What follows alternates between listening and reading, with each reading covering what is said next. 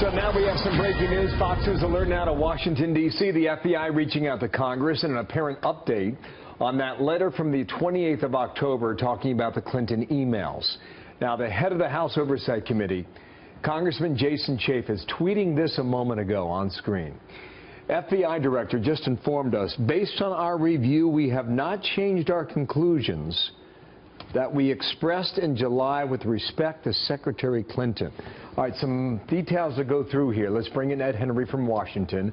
Take it a step at a time. Specifically, he's referring to what, Ed? Start there. Well, first of all, referring back to July was when Hillary Clinton was essentially in the clear when the FBI director said there were problems with her server and walked right up into the line of saying that the law may have been broken and that there was evidence suggesting that, but said that he didn't think any prosecutor would actually bring such charges and basically suggested anyway back in July that he was walking away from all of that. That's why it was such a shock on October 28th when he wrote that other letter to leaders in Congress saying, well, hold on a second, we're kind of restarting things here because we've got this laptop from Anthony Weiner. He didn't mention the laptop, but he said that new evidence had been presented. That was a big deal. What was that, about 11 days before the election? This may be a bigger deal just 2 days before the election. I have the letter here from the FBI Director, James Comey.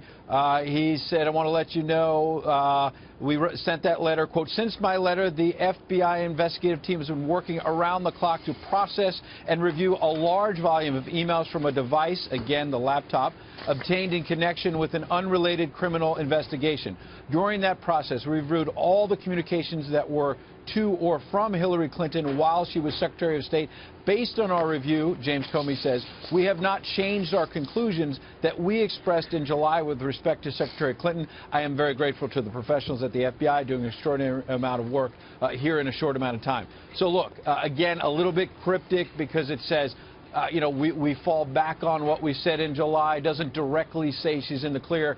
But look, if the first letter on October 28th was correctly interpreted, cryptic then as well, that this thing may be back on in terms of classified information on that server, FBI restarting the engines. It's certainly fair to suggest now, 2 days before the election, this letter is a signal from FBI Director James Comey, an unmistakable signal, Bill, okay, that maybe those engines are slowing Watching down. the Trump plane pull up to the airport hangar in Minneapolis, Minnesota.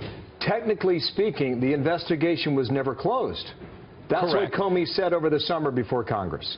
Correct. And he said to Congress over the summer when he was under a lot of heat from Republicans for not pressing for, you know, a grand jury to suggest that there should be criminal charges or anything like that, that, look, if I see anything else, we'll go back. The thing's not officially closed. That's what happened, we believe, in late October. But I think, again, to follow the facts and not to spin on either side, if we're going to follow this with what happened on October 28th, which was potentially very damaging to Hillary Clinton.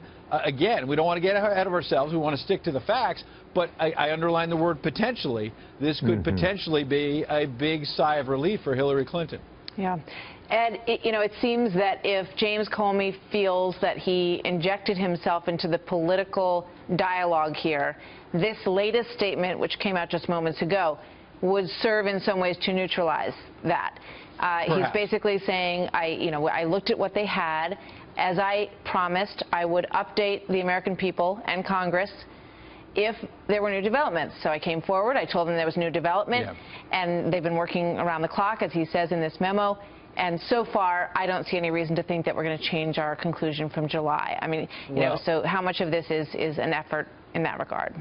Well, I tell you what, this could be seen, because it was seen on October 28th by some, as CYA for James Comey for walking up to the line in July, not doing anything then, and then, okay, we've got the door open again on October 28th. And remember, back then, it was very senior Republicans like Bob Goodlatte, the chair of the House Judiciary Committee. He's got real standing on these matters. He said then to Megyn Kelly and others, look, there's no way James Comey, Bob Goodlatte said, after taking a pounding in July, is going to come back to us and say this thing is reopened, restarted, whatever word you want to use, and then have absolutely nothing. There had to be something serious, he learned, on October 27th, 28th, to take such a big step so close to the election. Well, I've got to say, based on Republican Bob Goodlatte's reasoning back then, it certainly appears to me that James Comey is saying what Bob Goodlatte feared he would not say, which is, oh, well, what I was looking at wasn't that big of a deal,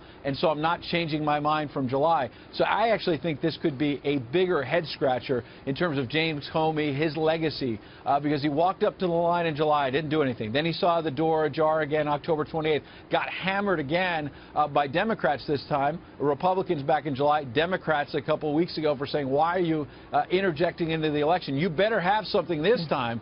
And now 2 days before the election, when Hillary Clinton appears to be, kind of struggling to the finish line here, for Comey to insert himself again, Martha, whoa, this is a big deal.